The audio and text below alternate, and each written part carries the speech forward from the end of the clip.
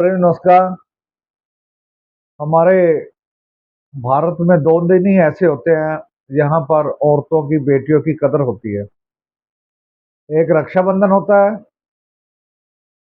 और एक कंजक कंजक पूजन होता है।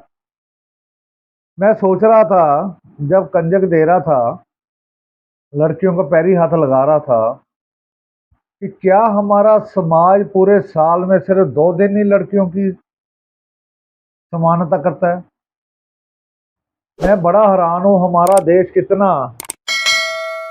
ऊंचा संस्कारी है, फिर भी हमारी बेटियों से छेड़खानी हो रही है। जब छेड़खानी हो रही है, कोई बोलता क्यों नहीं है? याद रखना, जो आपके साथ दोस्त घूम रहा है, अगर वो लड़कियों को छेड़ रहा है, उसकी आंखें गंदी हैं, वो कल को आपके घर में भी आपकी बहनों को छेड़ेगा। सुनो, जिस तरह हमें बुरा लगता कि हमारी बहन को छेड़ रहा है, हम उसको मारने के लिए जाते हैं, तो उस तरह ही उनको भी दुख पहुंचता है जिनकी बहन को आप छेड़ते हो। अरे मेरे भारत में लाखों बेटियां वैश्य बन रही हैं, लाखों डांसरें बन रही हैं, मजबूरी है। आप देखा कैसे समय आ गया, रेप हो रहे हैं। पहले तो रेप करके छोड़ देते थे, अब रेप करने के बाद कत्ल किए जाते हैं, फांसी पे लटका दी जाती है, सूली पे लटका दी जाती है। शर्म नाम की चीज खत्म हो गई है।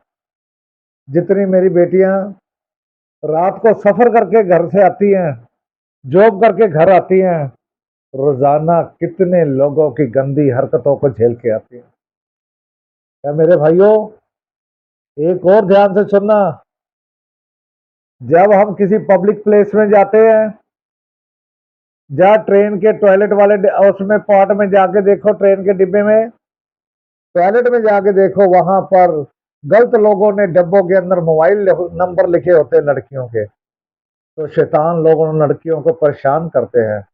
तो एक मिशन चलाओ कि हम कहीं भी ऐसा मोबाइल नंबर देखेंगे उसको डिलीट करेंगे। ऐसे हालात देखते हुए बड़ी बच्चियां जो आत्महत्या कर जाती हैं।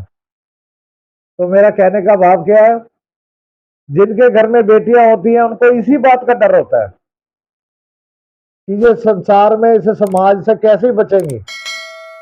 कानून, गुंडागर्दी और हमारे मान्यवर जो हैं वो इस तरफ ध्यान नहीं देते, तो हैं वो इस तरफ ध्यान नहीं देते।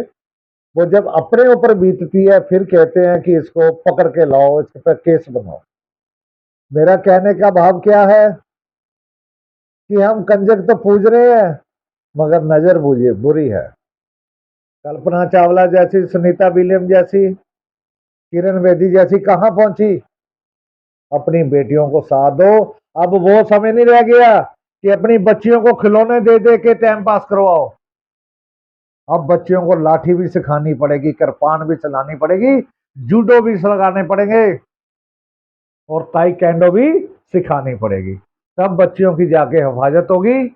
जो ऐसा दुष्ट मिले जो बच्चियों पे बुरी नजर रखे, तो उसको अत्यंत अधिक से अधिक सजा मिलनी चाहिए। बच्चियों ध्यान रखना, पहनावा ठीक रखना, समय अनुसार घर आना। जब घर आने के हो, जब घर से बाहर जा रहे हो, तो अपने माता पिता को इन्फॉर्मेशन पूरी देनी चाहिए। बड़े लोग आ रहे हैं, मैं हैरान हूं, इतनी समझदार सुंदर लड़कियां, अच्छे घरों की लड़कियां नशेड़ी लड़कियों के चक्कर में पड़ के जिंदगी क्यों बर्बाद कर रही हैं?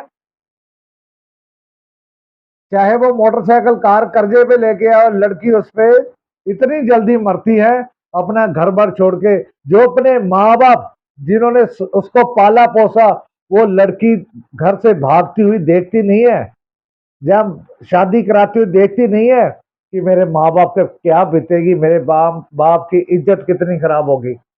तो फिर क्या होता है, कोर्ट में जाती है, जज के सामने पेश होती है, तो कहती है सबसे ज्यादा मेरे को खतरा मेरे बाप से और मेरे भाइयों से है।